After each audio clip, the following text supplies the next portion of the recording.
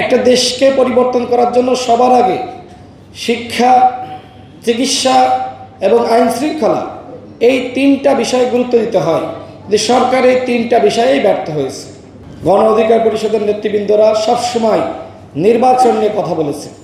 সবসময় আমরা এর আগে বলেছিলাম যে ডিসেম্বরে নির্বাচন হলে বেটার।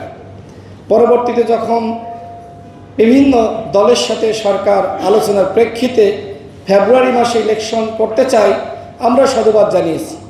এমনকি প্রধান উপদেষ্টা যখন তিনি নির্বাচনের একটি রোডম্যাপ ঘোষণা করলেন এবং নির্বাচন কমিশনকে সেই রোডম্যাপের আলোকে আরেকটি পরিকল্পনা প্রকাশ করার নির্দেশনা দিলেন, সর্বশেষ নির্বাচন কমিশন যে রোডম্যাপ ঘোষণা করেছে আমরা সেটাকেও সাধুবাদ জানিয়েছি। নির্বাচনের বিকল্প আর কি আছে বলেন? মনে করেন যে ডক্টর মোহাম্মদ ইউনূসকে আপনারা নির্বাচন করতে দিলেন না, তিনি ব্যর্থ হলেন, তারপরে কি হবে? তারপরে আরেকটি তত্ত্বাবধায়ক সরকার, সেই বাস্তবতা কি আছে? সুতরাং যারা নির্বাচন নিয়ে বিভিন্ন বক্তব্য দিচ্ছেন, আমার কাছে মনে হয় এগুলো রাজনৈতিক বক্তব্য। বিভিন্ন দলের বিভিন্ন এজেন্ডা, কর্মসূচি, মত পার্থক্য এগুলো থাকতে পারে, কিন্তু আমাদের সকলের দায়িত্ব, হ্যাঁ এই সরকারের আমিও সমালোচনা করি, সরকারের ভুলগুলো সমালোচনা করি, কিন্তু আমাদের দায়িত্ব এই সরকারকে ব্যর্থ হতে না দেওয়া। আমাদের দায়িত্ব আর যে 5-6 মাস আছে এই মাসগুলো সরকারকে সহযোগিতা করা। এই সরকার যদি জাতির কাছে একটি অবাধ, সুষ্ঠু, নিরপেক্ষ নির্বাচন উপহার দিতে না পারে, তাহলে যেমনিভাবে এই সরকারের উপদেষ্টারা ক্ষতিগ্রস্ত হবে, আপনি, আমি, সমগ্র বাংলাদেশের মানুষ ক্ষতিগ্রস্ত হবে। একটা দেশকে পরিবর্তন করার জন্য সবার আগে শিক্ষা, চিকিৎসা এবং আইন শৃঙ্খলা এই তিনটা বিষয়ে গুরুত্ব দিতে হয়। যে সরকার এই তিনটা বিষয়েই ব্যর্থ হয়েছে। আইন শৃঙ্খলা পরিস্থিতি নিয়ন্ত্রণ বলেন, শিক্ষা খাতের পরিবর্তন বলেন, চিকিৎসা খাতের পরিবর্তন বলেন, কোনো কিছু করতে পারে নাই।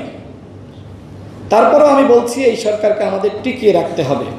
সরকার গণহত্যার বিচারটাও যদি না করতে পারে, পরবর্তী সরকারের উপর চাপিয়ে দেয়, বা রাষ্ট্র সংস্কার যতটুকু বাস্তবায়ন করা সরকারের পক্ষে সম্ভবপর ছিল সেইটাও ব্যর্থ হয়, কিন্তু একটি অবাধ, সুষ্ঠু, নিরপেক্ষ নির্বাচন জাতিকে উপহার দিতে পারে, তাও কিন্তু মানুষ সরকারকে অনেকটা ক্ষমা করবে যে না, তারা বাংলাদেশে একটি নির্বাচনী পরিবেশ সৃষ্টি করতে পেরেছে।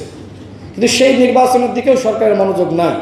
একটি সুষ্ঠু নির্বাচনের জন্য দরকার একটি পরিবেশ, সেই নির্বাচনী পরিবেশ এখনো পর্যন্ত সরকার তৈরি করতে পারেনি, মনোযোগ দিচ্ছে না।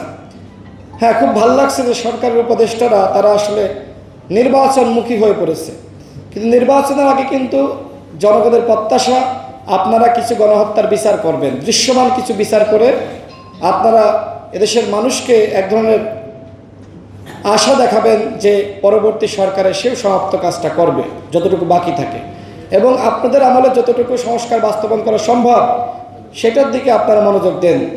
আমাদের উপর যে হামলা হয়েছে, এই হামলার বিচার অবশ্যই হতে হবে। নুরুল হক নূর আইসিইউতে আছে, আমরা সরকারের কাছে দাবি রাখছি তাকে উন্নত চিকিৎসার জন্য বিদেশে পাঠানোর ব্যবস্থা করেন, এবং সেনাবাহিনীর যে সকল সদস্যরা গণ অধিকার পরিষদের কার্যালয়ে হামলা চালিয়েছে, আমাদের উপর হামলা করেছে, পুলিশের যে সকল সদস্যরা আমাদের উপর হামলা করেছে, সেই সকল সদস্যদেরকে চিহ্নিত করে পুলিশ এবং সেনাবাহিনীর পক্ষ থেকে ব্যবস্থা নিতে হবে। এতে করে এই দুটি বাহিনীর উপর দায় আসবে না। আমরা চাই না যে এই দুটি বাহিনীকে মানুষ ভুল বুঝুক, কারণ তাদেরকে নিয়ে আমাদের কাজ করতে হবে।